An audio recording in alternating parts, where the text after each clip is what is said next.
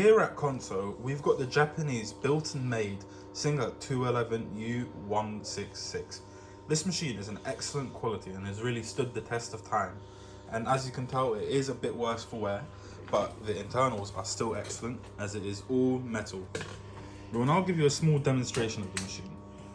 This is a walking foot, so it's ideally designed for the heavier stuff, and it comes with a clutch motor, which is more powerful than a servo motor.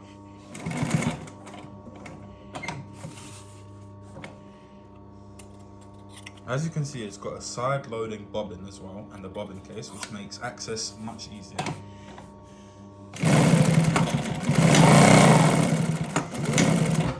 And as you can see, it is flawless stitches every time.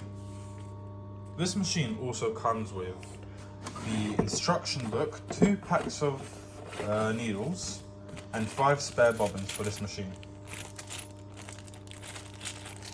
For any more questions, please let us know in the comments or send us an email.